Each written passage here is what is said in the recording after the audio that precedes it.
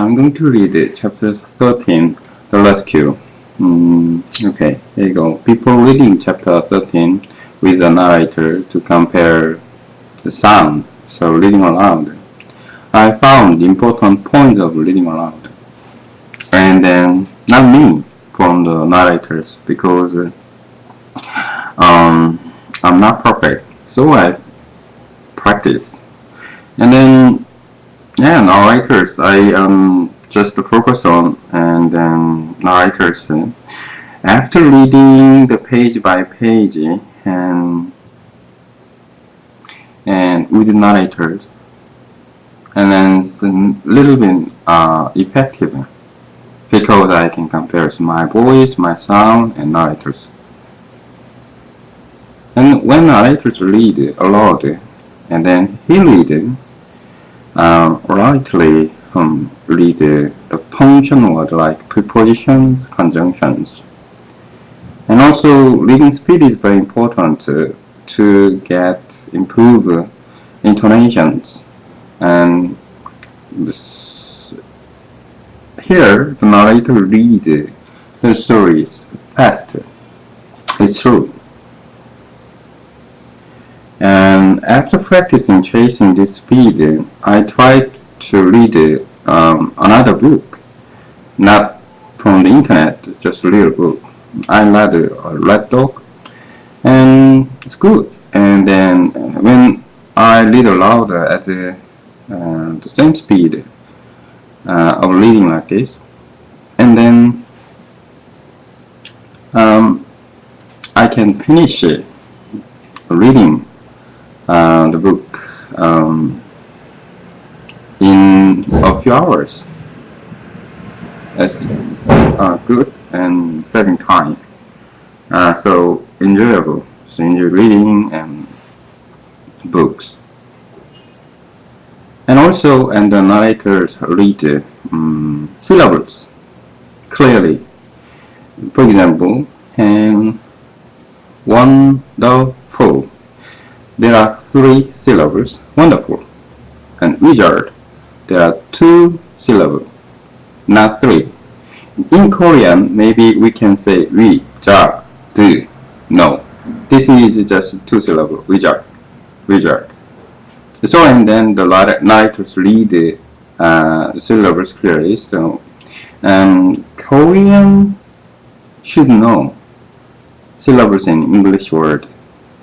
Because we say night, we pronounce 3 syllables for that, but in English there's only 1 syllable, night.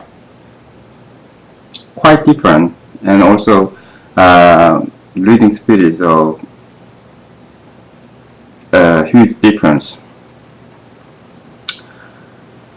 And also the narrator shows his emotions. When he read what's happening in the story, that means the part of reading comprehension archive.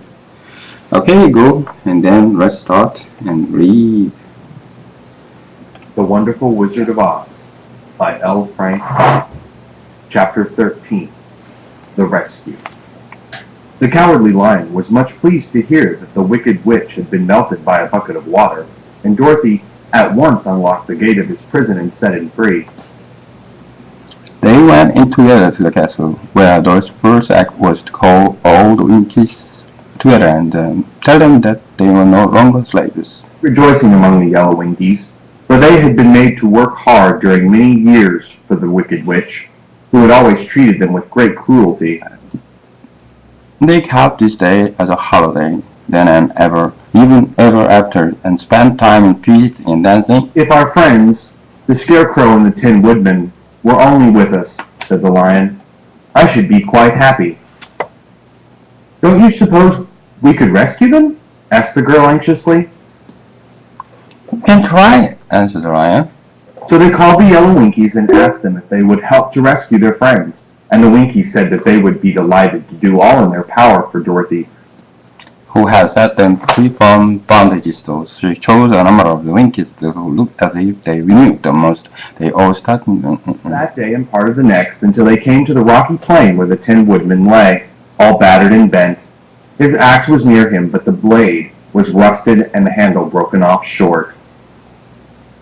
The Winkies lifted him tenderly in their arms and carried him back to the yellow castle again. Dorothy shouting at the pictures, by the way, as I said, flight of gold. And the lion looking sober and sorry. When they reached the castle, Dorothy said to the Winkies, "Are any of your people tinsmiths?" Oh yes, some of us are very good tinsmiths, they told her. Then bring them to me, she said. When the tinsmiths came, bringing with them all their tools and baskets, she inquired, "Can you straighten out those dents in the Tin Woodman and bend him back into shape again?" Soldier him together the way he's broken. The tinsmiths looked the Woodman over carefully, and then answered that they thought they could mend him so he would be as good as ever. So they set to work in one of the big yellow rooms in the castle and worked for 3 days, 4 nights, hammering and twisting and bending and soldering and polishing his palm at the legs of the joint, Until at last he was straightened out into his old form, and his joints worked as well as ever.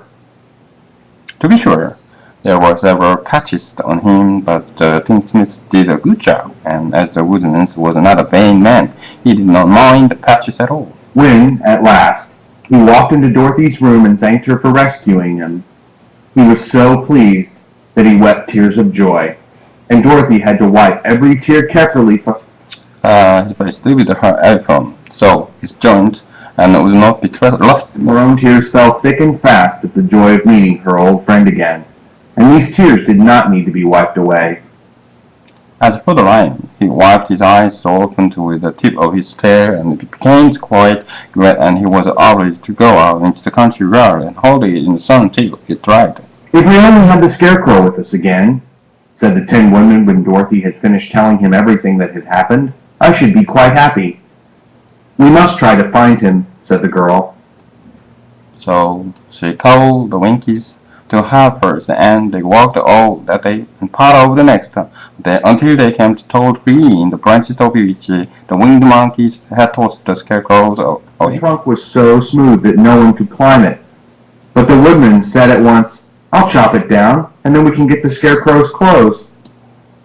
Now, while the tinsmith had been at work in mending the woodman himself, another of the Winkies, who was a goldsmith and had made some axe handle of solid gold and fitted to it, The old broken handle. Others polished the blade until all the rust was removed and it glistened like burnished silver.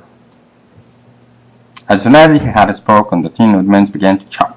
In a short time, the tree fell over with a crash, whereupon the scarecrow's clothes fell out of the branches and rolled off on the ground. Off on the ground. Dorothy picked them up and had the Winkies carry them back to the castle, where they were stuck with nice, clean straw. And behold, here was the Scarecrow, as good as ever. Thanking them over and over again for saving him.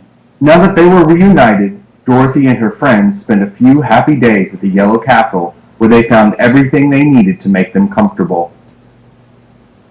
But one day the girl thought of Aunt Arms and said that you must go back to Oz. And Clemens promised, "Yep, sir, the woodman, at last I shall get my heart." "I shall get my heart, and I shall get my brains," added the Scarecrow joyfully. "And I shall get my courage," said the Lion thoughtfully. "And I shall get back to Kansas," cried Dorothy, clapping her hands. "Oh, let's start for the University tomorrow." This they decided to do. The next day they called the Winkies together and bade them goodbye. The Winkies were sorry to have them go, and they had grown so fond of Tin Woodman that they begged him to stay and rule over them. The Winkies gave Toto and the Lion each a golden collar, and to Dorothy they presented a beautiful bracelet studded with diamonds, and to the Scarecrow they gave a gold-headed walking stick to keep him from the stumbling. And to the Tin Woodman they offer a silver candy inlaid with gold and set with precious jewels. Every one of the travelers made the Winkies a pretty speech in return, and all shook hands with them until their arms ached. Dorothy went to the witch's cupboard to fill her basket with food for the journey, and they showed the golden caps tried on her own head. They found that it fitted exactly The arm of the golden cap, but she saw that it was pretty, so she made up her mind to wear it and carry her sunbonnet in the basket. Then, being prepared for the journey, they all started for the Emerald City, and the Winkist gave them 3 cheers and many good wishes to carry with them. End of chapter 13. The end. Okay?